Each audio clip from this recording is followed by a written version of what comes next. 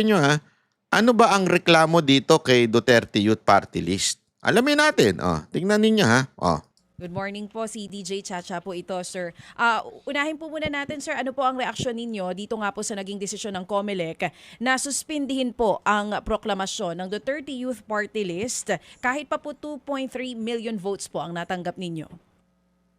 Yes, thank you po for this opportunity, ma'am. Mamaya pong 11 a.m. pupunta kami sa Korte Suprema kasi irereklamo namin ng COMELEC. Bakit? Talagang mayroong grave abuse of discretion na ginawa ang COMELEC. Bakit po natin sinasabi yon? Discretion na lang nila ngayon kung kailan sila magpoproklama eh. Nasa saligang batas at sa ating mga batas, kapag ikaw ibinoto ng taong bayan, duly elected, lalo na kami, 2 milyon ang boto namin, tapos na-canvas ng COMELEC, trabaho nila kung ilan ng magiging seat namin sa Kongreso, sila mag-identify, wala na silang ibang gagawin kung hindi iproklama ang ipinanalo ng taong bayan. Pero sa nangyari po kahapon, alam nyo, 4 na oras bago yung mismong proklamasyon, nakasuot na kami ng mga barong, saka lang kami sasabihan through email na hindi kami kasali sa proklamasyon dahil daw meron kaming issue noong 2019 pa. So, it is a very grave abuse of discretion para sa COMELEC na sila yung nagde-decide kung kailan ka ipoproklama.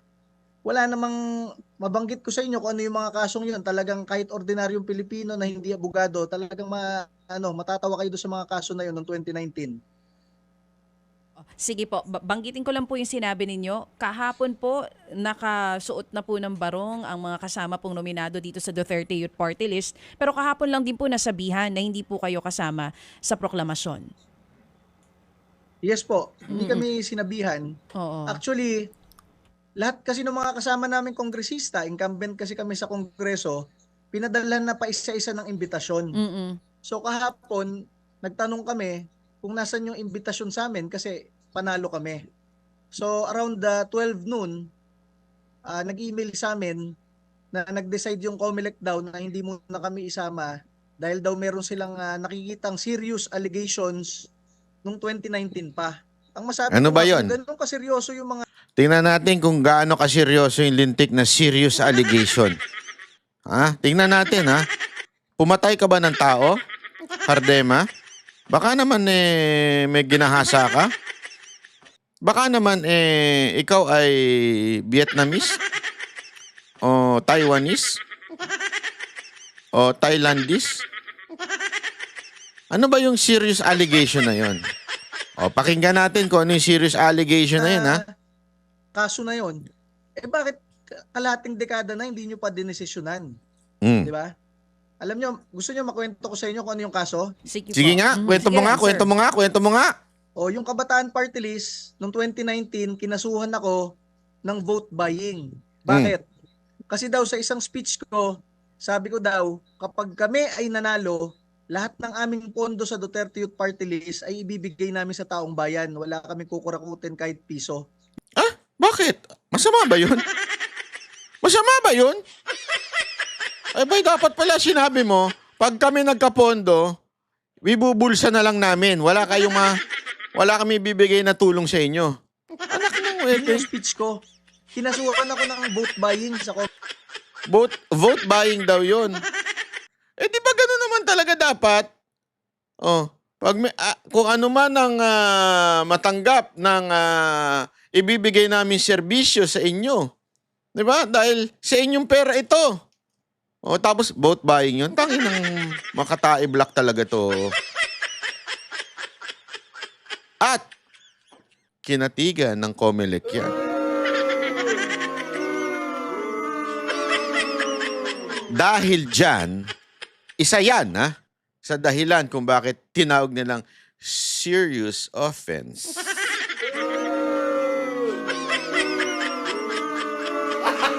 Gago! Grabe naman kayo, COMELEC. Yan ba ang serious offense ninyo? Kayo ng wewe, oo. Ano pa yung pangalawa? Baka naman maseryoso yung pangalawa. Tingnan nga natin kung maseryoso. COMELEC gawa lang nun.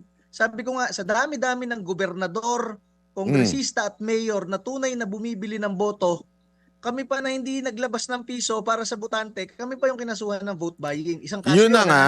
Pangalawang kaso ng Kabataan Party List sa amin noong 2019, Dahil daw doon sa speech ko, nasabi ko, kapag kami nanalo sa Kongreso, dedebatihin namin kayo hanggang maubos kayo sa Kongreso. Ay, bawal ba yon? Bawal na ba yon? Illegal na po ba ang pagkikipagdebate hanggang maubos ang kalaban?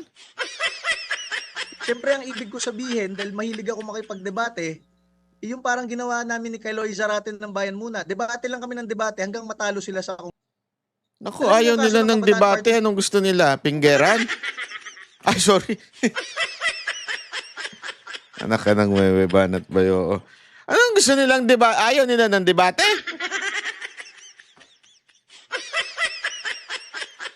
Uubusin mo daw kasi, Kardema. Uubusin mo daw kasi yung mga yung, naku po, patay tayo dyan. Sa akin, nakalagay doon, hanggang maubos sa Kongreso, ibig daw sabihin, I am promoting mass murder in the Philippines.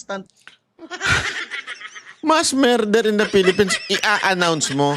Uubusin ko kayong lahat. Papatayin ko kayong lahat. I-announce mo during the campaign. Yan naman tumakabayan black, tanga rin pala eh. Sama-sama din pala mga tanga ito, mga hayop na mga makabayan black, mga demonyo talaga kayo. Hindi lang kayo mga komunista. Kayo ay talagang demonyo. Amount to, ayan nga, promoting violence. Yun yung kaso sa amin noong 2019. So, hindi ko alam kung bakit hindi pa dinismiss ng COMELEC yun. Dahil kahit hindi ka abogado, matatawa ka doon sa mga kaso. Pero, ang magtataka ka, noong 2022, nag-join naman kami sa eleksyon, nanalo kami. Hindi nila binanggit yung 2019 na kaso na yan kasi nga walang kwenta eh. Ngayon kung kailan kami nag-top sa eleksyon, nakakuha ng napakalaking boto mula sa mga Pilipino, tsaka nila sasabihin, hindi, sobrang seryoso ng kaso nyo noong 2019, hindi muna kayo ipoproclaim today. Kaya ire-raise namin sa Korte Suprema mamaya, abuso yung ginawa ng COMELEC na yun. Sobra. Discretion na lang nila kung kailan sila Sobra. mag-proclaim. Opo. At Yung nga, issue opo. na yun, Opo. sana binanggit na nila dati para, kasi naghuling hearing na yun noong 2019 eh. Opo, sige nga po. At yung nga po maganda makakataon, ito nga po ang inyong kumbaga legal remedy sa inyong ayong kinasadlakan na sitwasyon. Ano po, Sir Ronald, no? Naunawaan natin yan at napakaganda nga rin po niyan para nga kung sakasakali, no, agad umaksyon ang kataas-taasang hukuman dito po sa inyong petisyon na ito. Ang inyong sasabihin po sa inyong petisyon ay grave abuse of discretion at agad utusan ng hukuman ang COMELEC na kayo po iproklama. Di po ba ano? Yun po ang magiging prayer ninyo, right? Yes po, sir, medyo mahina lang. Opo, Pero ulitin narinig ko ko. po. Yes po, Opo, yan po opo. i-raise namin. Yes, Grave abuse opo. of discretion po, sir. Okay. Ayan. So wait lang ha. Ito.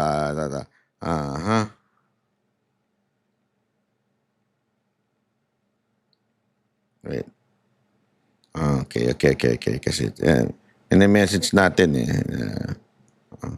Kasi actually, while doing this, mag-guest po si Cardema sa atin. So, abangan natin yan ha. Sa SMNI po. Anyway, ayan na nga po yung sinasabi natin mga kababayan eh. Bago tayo magpatapos, sana mag-follow muna kayo, mag-subscribe po kayo uli dito sa ating page dahil ayan po, 50% lang po ang nanonood dito. Sa 100% na nanonood, 47% lang ang nakasubscribe. Yung iba hindi. Anong ginagawa nyo? Ha? Sana po subscribe tayo. Okay? Anyway, ito nga po yung sinasabi natin na halata ang COMELEC na meron talaga silang kinikilingan at meron silang sinusunod. Hindi natin alam kung sino yung sinusunod nila, pero it's really obvious na sila ay sumusunod sa iba. Diba? Sila po ay sumusunod sa ating, ewan ko kung sinong boss nila, si Romualdez ba o si Araneta. Pero kasi yan, kalokohan eh, para sabihin mo, this is a serious offense. Anong klaseng serious offense dun? Doon naman sa kabila, yung BH naman, wala namang binibigay na kaso. Basta, hindi namin kayo po proclaim. Tapos yung after, doon na lang sinabi na may nagreklamo sa kanila. Anak ng wedding naman. Sa media nyo pa sinabi. Naandyan na. O kung talaga may problema, dapat nung binigyan nyo ng, kasi alam mo kaya nila binigla to para hindi na makareklamo. Di ba? At nagulat siguro sila na nanalo pa ho itong Duterte Youth. Kasi, eto kung talagang serious allegation, that allegation sa Duterte Youth was 2019. Therefore, ano ng petsa ngayon, 2025? Hindi nyo pa sinabi, bago sana ninyo tinanggap yung certificate of nomination. Oy, sandali, may problema kayo. Pag ano natin ito, i-hearing natin to, ayusin natin to, tingnan natin to. And we will decide whether you are qualified to be a nominee of a party list. Di ba? Sana ganun. Hindi eh. Inantay muna nila, last minute, tapos doon nila hindi dineclare. Kasi maybe they are hoping na hindi manalo itong Duterte Youth at saka itong BH. Kaya nila ginawa yan. Naku po, maling-mali talaga.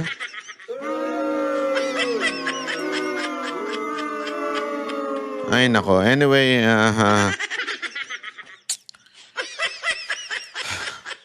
we'll just see. We'll see what will happen to this basta mga kababayan, again, as I keep on saying, sana po follow nyo po ako sa Facebook and TikTok. Ayan po yung QR code, scan nyo lang po. And let's unite in fixing the COMELEC, fixing the election. Kasi dito na nga lang tayo sa election makakakuha ng demokrasya. Ngayon talagang wala na, pinipigilan na po lahat ng demokrasya. 'Di ba? Wala na po tayong makita. Basta kalaban ka sa politika, yari ka. Dito na lang tayo nakakakita ng demokrasya sa election. Tapos gaganituhin pa po nila. Ang daming isyung dapat i-resolve. Ang daming hakbang na mali-mali, hindi maganda, hindi tama, may bias. Tapos ganito pa. 'Di ba? Sana lang maayos ho ito. Kaya huwag tayong titigil sa pag-iingay dito. Paano natin magagawa yan? Share, di ba? Manood po kayo o kahit kayo po mismo magsalita, mag-comment po kayo. Pati po doon, ako, humihingi na ako ng tulong sa inyo. Mag-comment kayo doon sa ibang vlogger na i-discuss ho ito mga to. Kulitin din natin yung ibang vlogger na iba na pinagkakaabalahan ngayon kung hindi yung amo nila. Kulitin natin. Dapat ipag-usapan itong manual recount at itong issue sa COMELEC, ha? Okay? So, maraming salamat. Nangamoy sunog eh. Kaya sinain ko, sunog na. Okay po, thank you very much. Ako po si Banat Bay. God bless everyone. Bye-bye. Kami ang boses ng masa, hindi natatakot. Katotohanan lang, di kami nalulunod.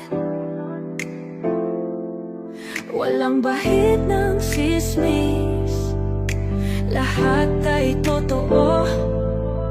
Kahit sino ka pa, pag mali ka babanatan ka. Walang pinipili kulay, wala kaming kinikilingan. Basta para sa bayan, kami lalaban. Pagdama palakpakan, pag mali matatakot para sa bayan, tuloy ang sigaw. Sa harap ng kamera, walang halong takot. Mga baluktot, lahat kayo'y tutumba.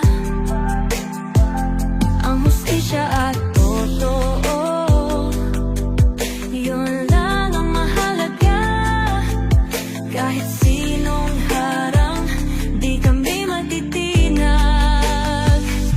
Walang pinipiling kulay, wala kaming kinikilingan.